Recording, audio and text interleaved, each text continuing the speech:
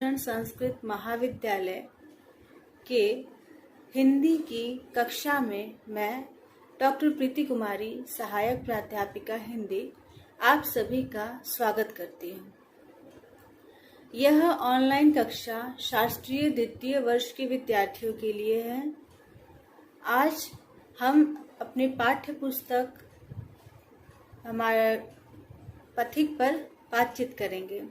यह राम नरेश त्रिपाठी द्वारा लिखित एक खंड काव्य है। तो इस पर बात करने से पूर्व हम आपको बता दें, हम इसमें जो भी मुख्य बातों पर चर्चा करेंगे, आपको यदि कहीं भी कोई चीज स्पष्ट ना हो, कुछ समझ में ना आए, तो आप पूछ सकते हैं, अपनी जिज्ञासा रख सकते हैं और आपकी जिज्ञासा का उचित समाधान किया जाएगा। राम नरेश त्रिपाठी द्वारा रचित यह खंड काव्य पथिक 1920 ईस्वी में प्रकाशित हुआ था। इस खंड काव्य पर बातचीत करने से पहले हम कवि राम नरेश त्रिपाठी के बारे में कुछ जान लेते हैं। कवि राम नरेश त्रिपाठी हिंदी के उस दौर के रचनाकार हैं, उस दौर के कवि हैं जो दौर द्विवेदी युग के बाद आता है और छायावाद के कुछ ही पहले। वह दौर ऐसा दौर था जब द्विवेदी युगीन इतिवृत्तात्मकता और उपदेशात्मकता से व्यक्ति बिल्कुल उबने लगा था और छायावाद युग का प्रारंभ यानी कि व्यक्तिनिष्ठ सत्ता और हिंदी में व्यक्तिवाद की प्रधानता से संबंधित और व्यक्तिवाद की प्रधानता से युक्त काव्य रचित होने वाले थे। उन दोनों अवधियों के बीच, उन दोनों महत्वपूर्ण कालखंडों के बीच एक ऐसा महत्वपूर्ण समय जो जहां स्वच्छंदतावादी प्रवृत्ति लेकर कुछ रचनाकार लिख रहे थे, उस समय उन रचनाकारों में राम नरेश त्रिपाठी एक मुख्य रचनाकार, एक मुख्य कवि के रूप में थे। इन्होंने न द्विवेदी युगीन परंपरा और न द्विवेदी युगीन इतिवृत्तात्मकता को ग्रहण किया। इन्होंने अपने पूर्व द्विवेदी युगीन उपदेशात्मकता और समाज सुधारक प्रवृत्ति से बिल्कुल भिन्न एक मुक्तक ढंग की रचना की, जिसमें व्यक्ति को प्रधानता दी जानी शुरू हुई। जो छायावाद में आकर हम देखते हैं कि छायावाद में व्यक्तिवादी सत्ता का एक बहुत बड़ा परिदृश्य दिखाई देता है और पूरी तरह से छायावादी रचना उसी व्यक्तिवादी सत्ता पर केंद्रित होती है।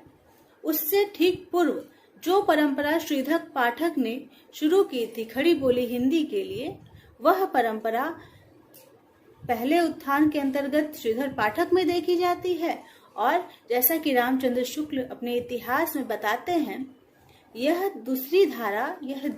दूसरा उत्थान राम नरेश त्रिपाठी में देखने को मिलता है।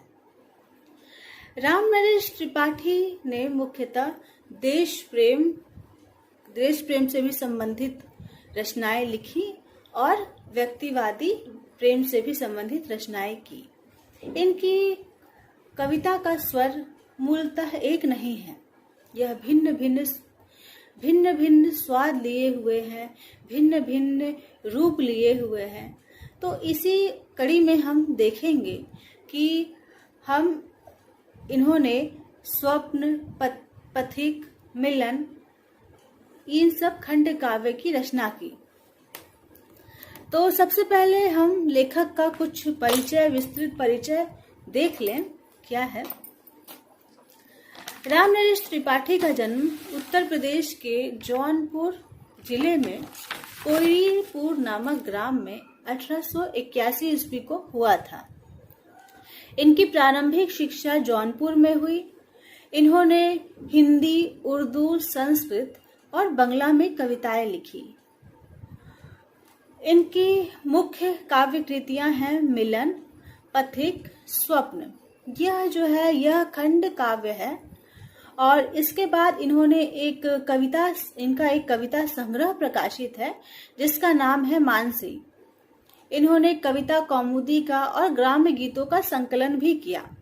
कविता कौमुदी हिंदी, उर्दू, बंगला, संस्कृत की मुख्य महत्वपूर्ण और लोकप्रिय जो कविताएं हैं उनका संग्रह है। ग्राम गीत में इन्होंने समृद्ध किया। हे प्रभु आनंद दाता ज्ञान हमको दीजिए, ये जो प्रेरणादायी गीत है ये इन्होंने ही रचे थे। इनके पिता रामदत्त त्रिपाठी थे जो भारतीय सेना में सूबेदार के पद पर थे। धर्मनिष्ठा, कर्तव्यनिष्ठा, राष्ट्रभक्ति की भावना इन्होंने अपने परिवार से पाई थी। इनकी साहित्य साधना की शुरुआत फतेहपुर में हुई।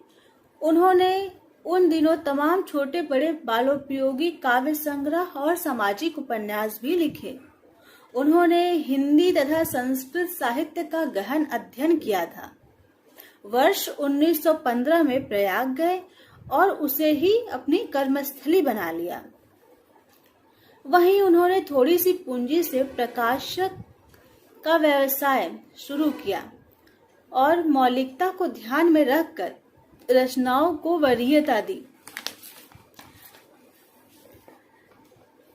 रामनरेश त्रिपाठी हिंदी में बाल साहित्य के जनक के रूप में भी जाने जाते हैं।